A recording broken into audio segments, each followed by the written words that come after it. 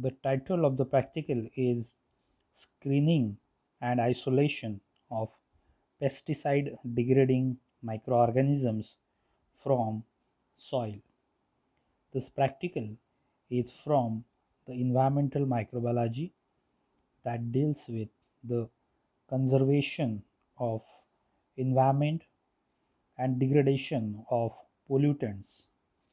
Pesticides are generally used for the management of insect pests, which causes several diseases and causes huge losses to the plants, particularly to the fruit crops and cereals, vegetables, edible vegetables, fruits, etc. etc.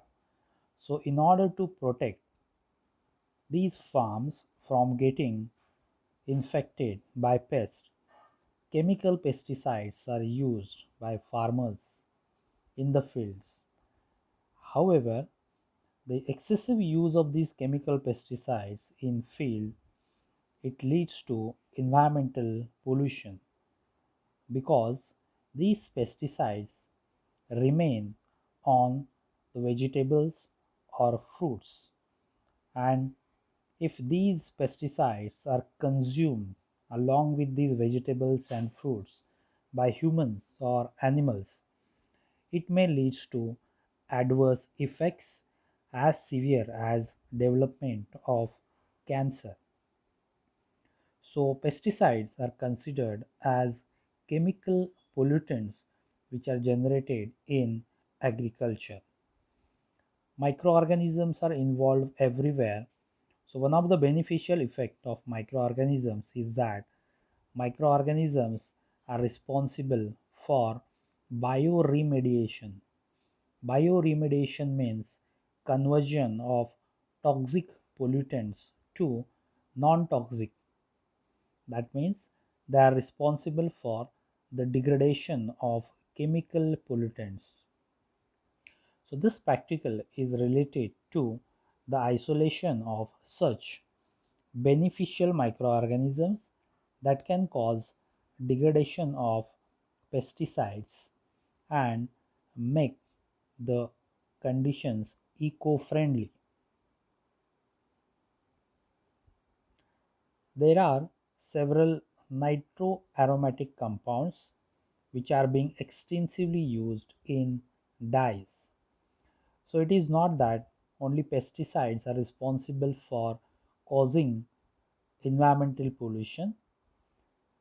Other industrial wastes, which are called as the pollutants, which are generated in the industrial waste and they are released into soil and water. So these chemical pollutants are also responsible for causing these adverse effects. So these are the chemicals present in dyes, pesticides, herbicides, plasticizers, chemicals which are used in explosives and making of different solvents. Some of these pollutants in biosphere exert ill effects or adverse effect on the environment.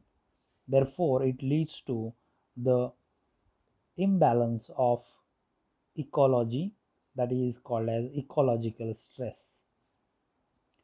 So the decontamination of these pollutants, that means bioremediation into their less toxic intermediates is an eco-friendly in an eco-friendly manner is achieved only with the use of microbial methods.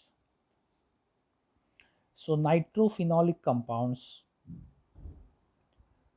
majority are toxic chemicals. They are responsible for mutagenesis and they are also responsible for the development of cancer. So they are hazardous for life.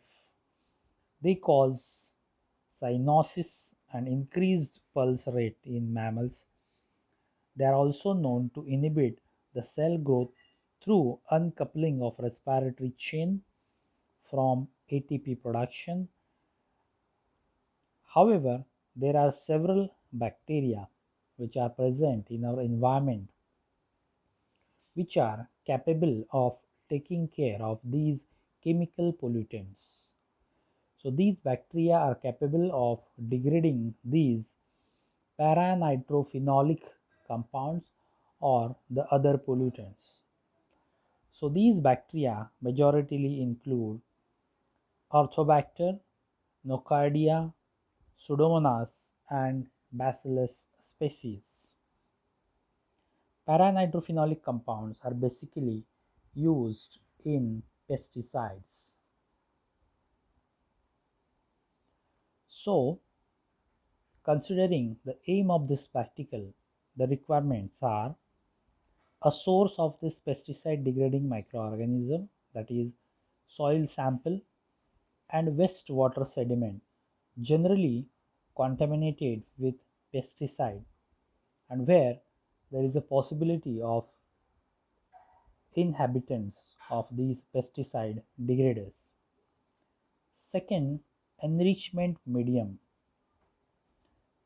This enrichment medium is mineral salt glucose medium and which is supplemented with pesticide. So artificial pesticide is added to this medium and this liquid medium is used for enrichment. Solidified agar medium containing having the same composition and containing this pesticide will be used for the isolation purpose. The composition of this mineral salt glucose medium is glucose, salts like K2HPO4, KH2PO4, MgSO4, distilled water at pH and the medium pH is neutral. Along with this, it is also supplemented with pesticide so that it will serve liquid medium will serve as enrichment medium and solid medium will serve as isolation medium. The procedure is very simple. It is a general procedure for isolation. So the first step is enrichment. So enrichment, it allows a selective environment to the desirable microorganisms in liquid medium. So this enrichment medium, it contains the mineral salt medium containing glucose with paranitrophenol. So you see that this paranitrophenol is commercially available in the market. So this paranitrophenol, it is prepared in liquid solution called as stock solution and it is prepared in a final concentration of 20 milligrams per liter and it is autoclaved. 100 ml of mineral salt glucose medium in 500 ml of conical flask with appropriate inoculum is kept on a rotary shaker for 24 to 48 hours as compared to uninoculated control.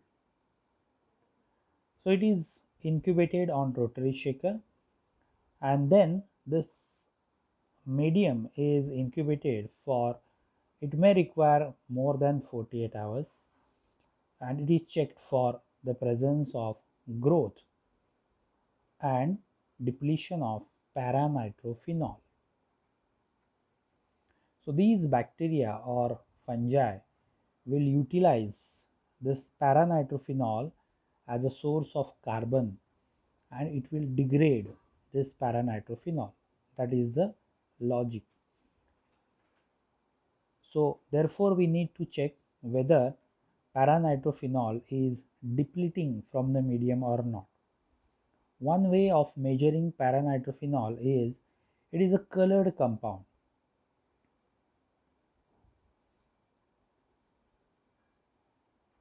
It is a colored compound having this pale yellow color, so we can measure the optical density or the amount of color absorbed in spectrophotometer, and we can determine whether it is getting utilized or not.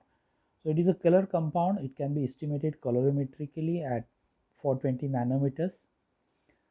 In order to bring specificity and accuracy in this determination, this protocol can be done like this.